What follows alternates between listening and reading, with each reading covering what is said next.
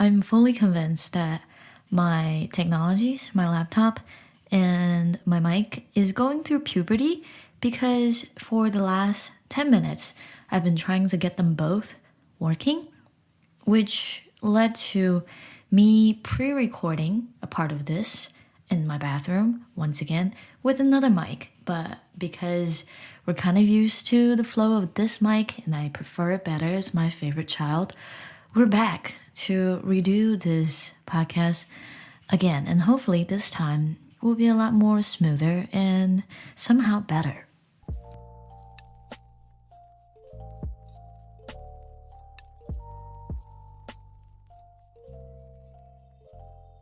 This week, I started teaching a higher level of classes, higher level of students, and I've been a little stressed on my end, and my significant other as well. He's also coping with some of his stress. So, over dinner, wait, no, it was lunch. Over lunch, we were having this small talk just about anything that stemmed from our stress venting, and we somehow landed on the topic of bullying.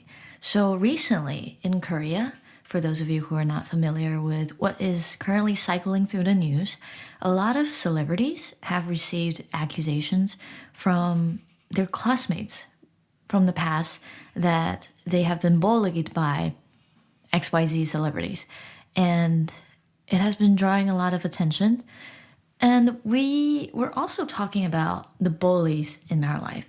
Now, unfortunately, for most of us, bullying is something that we went through in middle school or high school, and hopefully not in college, because in college, that's just hazing now if you're in a sorority or a fraternity. But bullying happens between, kind of like the middle stage of schooling. And I think most of it is due to the fact that during that age, an adolescent, the kids are still trying to figure out who they are as a person and what kind of person they want to be. But most of the time, they end up doing things that they don't fully want to do. They do things to please others, to make people think that they're someone that they're actually not. And that's what I think about the bullies that have bullied me in the past.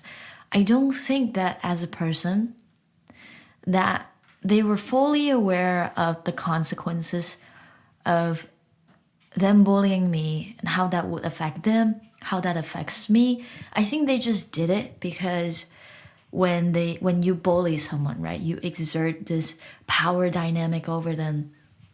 It makes you feel like you're a lot stronger. It makes you feel like you are not afraid of consequences. You are above the law. You don't really care about what the principal says. You don't really care about your parents are being called by the office because you think that after you perform this action, you are this untouchable figure amongst the students. You are the one who to be look out for. You are someone who is super cool. But I am not trying to normalize bullying. Absolutely not. It is not correct by any measurement.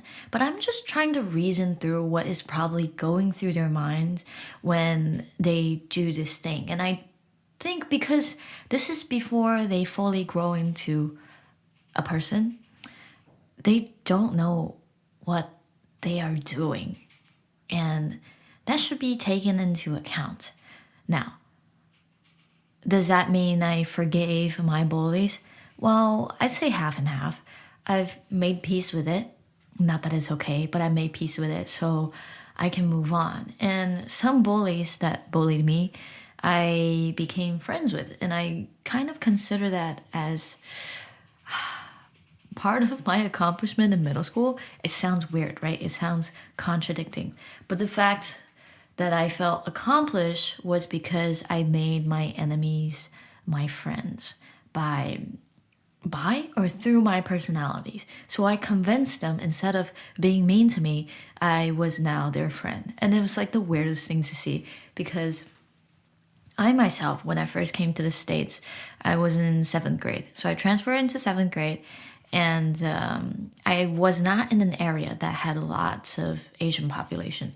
So obviously I stuck out like a sore throat. So naturally, I hate to say that it was naturally, but naturally they started picking on me because I was different than everyone else. So when I made peace with my bullies, it just looks like this odd friendship dynamic. Wait, didn't they do XYZ to you? Why are you befriending them? Well, I guess part of me believe that they're not all bad. Because obviously if someone is a terrible person, I'm not going to try to befriend them. Why would I put myself in that situation?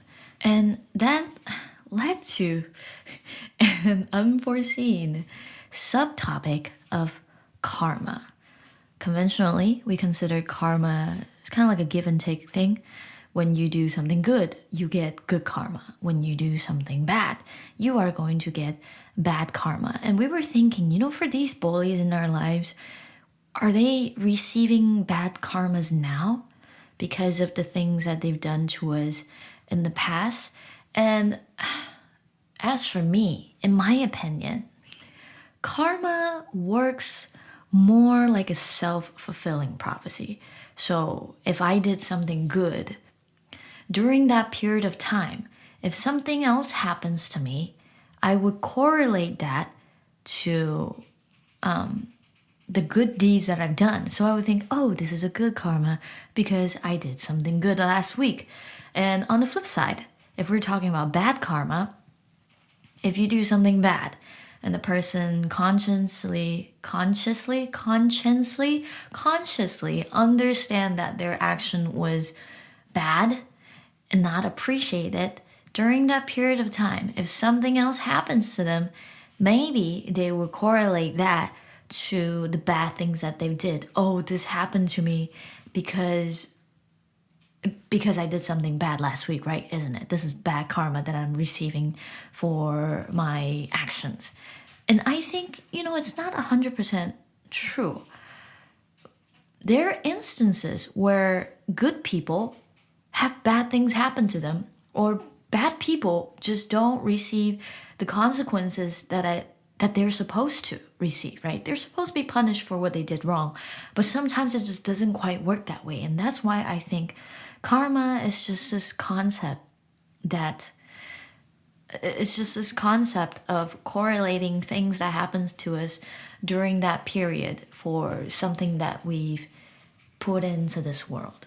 And I don't think life is 100% fair, as I've stated before with my previous examples.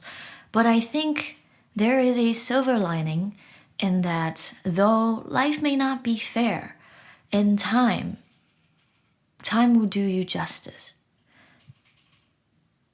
And I think about that quite a lot these days, when I just don't understand why something is happening to me. I often have to remind myself that everything happens for a reason, and that is a saying that I live by closely. Everything happens for a reason. Even though I don't understand in this in this period of my life, I know that eventually, in the future, when I look back, only in retrospect, it makes sense that, oh, this had to happen to lead to the person that I am or I will be in the future. This has to happen for this part of my life to unlock. And though it may be difficult during that period, you just don't see why it's happening to you. It's not fair. Why am I getting bad karma when I did something good? But, if you believe in the concept of karma, your good karma, I guess, is waiting for you in the future. When you've aged, when you become wiser, then you will be able to harvest that good energy that you've been waiting for. Which in reality, it might not even be like good energy. It might be just neutral energy.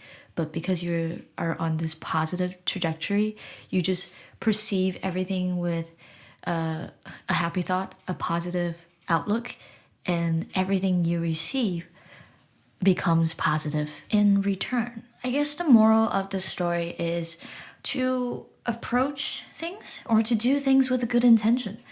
Karma or not, if I believe, this is my belief, it's not scientific, but if you put good energy out in this world, more good energy will tip the balance of bad energies. So if everyone is putting good energies into this world, the bad energy still exists. But when you look around, chances are you will find more good things around you rather than the bad. And hopefully, eventually, people who will put bad energies out into this world will realize, you know what? Let me just convert myself to the other side and put some good energy in this world because I'm brainwashed by people being kind to me. I'm brainwashed by all of these positivities in the world. I guess I should just abandon my sinister perspective in this world and understand that, hey, the world is beautiful. The world can be beautiful too if you decide to be a part of it. But disclaimer, I'm no philosopher and I also don't understand my religion that well. So if karma is a part of certain religion, this was just my interpretation of it. It might not be what it actually truly means. And for those of you who believe in karma, well, I only wish that good energies will be returned to you. I only wish that you will receive good karmas in your life for the deeds that you've done in this world. So it's super short. I know this week is a super short podcast, but it was just a conversation that kind of popped into our what am I looking for? It's something that caught our attention, and I wanted to discuss about it because I thought that was an interesting topic. Karma. I never thought I would ever talk about karma on my podcast, but here I am sharing a slice of my opinion, and I wish I could hear yours as well, but I guess one day podcasts will become interactive if we get, oh my god, what is that app called? What is that app where you can talk with people in a room that is currently spreading around right now? Clubhouse. I wish that one day perhaps Clubhouse can offer like a podcast feature, then we would be able to actually talk to each other and have a dialogue. I think that would be fun. But in the meantime, thank you for tuning in to the probably 26th episode of Lactose Intolerant. I hope everyone is staying safe as always. I know that in some areas you're receiving vaccines and some areas also alleviated mask mandate. But, you are the person who knows yourself best. Don't be too... I was supposed to say don't be too hopeful, but I was going to say, what I wanted to say is don't take chances. Stay safe until everything goes away. Then we could happily see each other face to face, and I'm waiting for that day when it finally arrives. Let us do our parts and stay safe, stay healthy, and stay happy. I'll see you next week.